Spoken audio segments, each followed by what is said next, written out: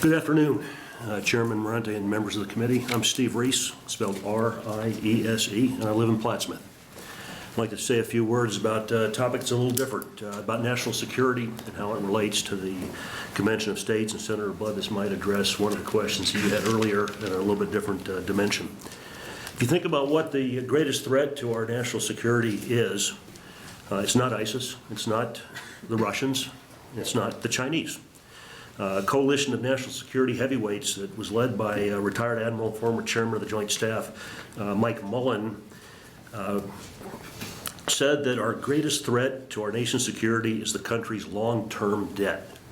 And I don't think most Americans would have that at the front of their thoughts. That coalition, by the way, includes former Secretaries of State, Secretaries of Defense, National Security Advisors, so it's not just myself and the good Admiral saying that, but we believe that the runaway U.S. debt is a significant and even an existential threat to our nation. The relationship between our economy and our security is enormous and complex. A recent report to Congress states that security is achieved not only by the military means, but by the whole of the government economy. That report outlines a number of dramatic changes in recent decades, including the prospect of an unsustainable debt burden that forces us to change our thinking about security. We no longer rely on traditional hard power, that is buying things, buying the weapons, but now must rely on soft power, ability to generate an economy and project our national values around the world.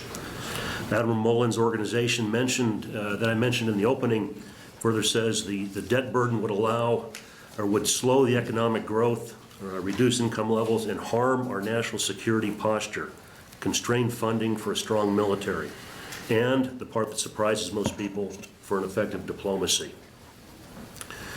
The individual share of the federal debt per taxpayer is about $167,000. That's incredibly daunting.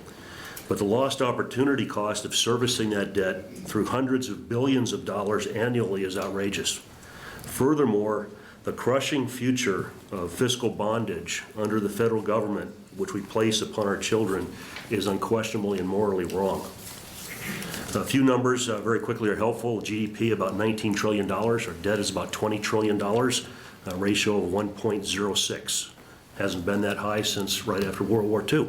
CBO says it's going to be 145%. That's 1.45 of GDP by the middle of the century. Interest payments on the debt are going to rise to more than $800 billion annually in the next 10 years. We have unfunded liabilities well in excess of $100 trillion. Some estimates put that at $1.5 million per each of our kids and unborn grandkids, unborn in my case, hopefully soon, but unborn kids, $1.5 million each that they owe when they're born. So when does that debt become untenable? No one can say for certain, but a Treasury Department economist wrote, the critical point is when the government is borrowing just to pay the interest. You're borrowing to pay the interest, and that point, the CBO says, is less than 10 years away. So how does all this doom and gloom impact national security? The interest payments on the debt preclude our discretionary spending on defense. Crushing debt works against the U.S. achieving a healthy and growing economy. It's a necessary element of our national power and our security. And the weakening of our nation does not happen at a single point in the future, but here and now, continuously by degree. Realize I'm out of time here. The rest of these comments are in the written testimony, but I do want to say that this is not a new topic. It's not something Admiral Mullen invented. 200 years ago, Thomas Jefferson wrote in a number of letters, and I'll just get to the point here, the end of his statement, I place economy among the first and most important of our Republican virtues, and public debt as the greatest of dangers to be feared. So that's not us saying it today. That was Thomas Jefferson saying that. And what we do say today, again, back to Admiral Mullen, we keep looking away, hoping that it will get better, and it gets worse. So I ask for your affirmative votes, both here and on the floor. Thank you. Thank you.